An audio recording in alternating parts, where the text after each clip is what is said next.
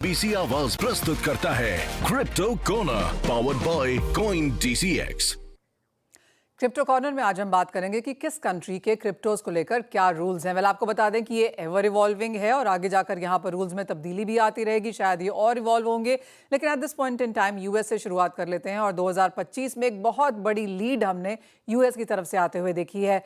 US में genius act तो एक कानून बन ही गया है, जहां पर फेडरल एजेंसीज की भूमिका स्टेबल कॉइन्स को लेकर रेगुलेट करने में अब तय हो चुकी है।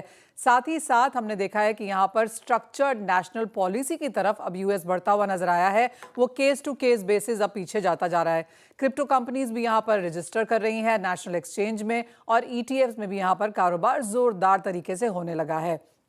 यूएस के बाद माफ कीजिए, कनाडा को अगर देखें तो यहाँ पर भी क्रिप्टो के नियम में निवेश को मनी सर्विसेज कारोबार के तौर पर देखा जाता है। इन्वेस्टमेंट फर्म्स को मनी सर्विस के नाम पर यहाँ पर हम डिजिटल एसेट की तरह कमोडिटी पर टैक्स भी लगता है।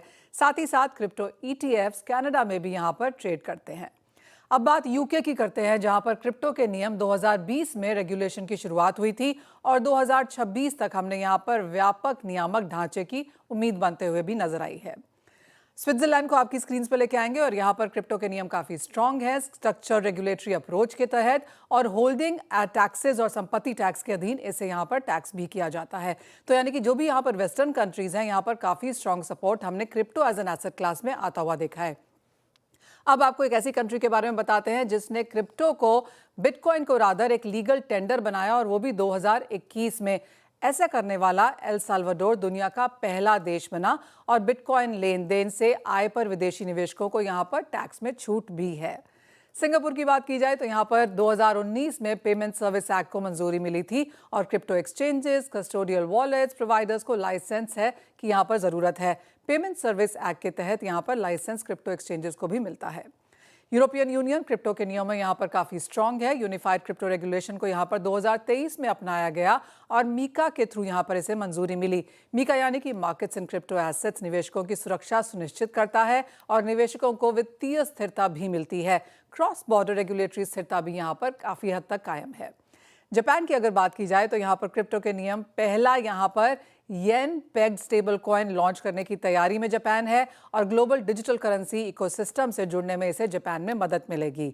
चीन का ऑफकोर्स थोड़ा सा लव हेट रिलेशनशिप यहाँ पर क्रिप्टो के साथ रहा है, लेकिन अब यहाँ पर भी निजी तौर पर stable coin, yuan stable coin launch करने की यहाँ पर संभावना हमने आते हुए देखी है।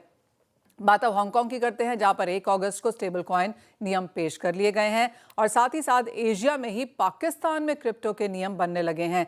पाकिस्तान क्रिप्टो काउंसिल बनाया गया है, और जो बिटकॉइन रिजर्व बनाने की तैयारी भी कर रहा है। भूटान में तो क्रिप्टो में अगर आप भुगतान भी कर सकते हैं, और करीबी सभी चीज़ों का भुगतान क्रिप्टो में यहाँ पर किया जा सकता है। तो भूटान यहाँ पर काफ़ी ओपन अप हुआ है। एंड फाइनली अगर इंडिया की बात करें तो यहाँ पर क्रिप्टो को नियम वर्चुअल एसेट के तौर पर देखा जाता है। IT एक्ट 247A के अंडर सरकार 30% का यहाँ पर टैक्स लगाती है, और क्रिप्टो लेन देन पर 1% का TDS भी लगता है। CNBC आवाज प्रस्तुत करता है crypto corner powered by coin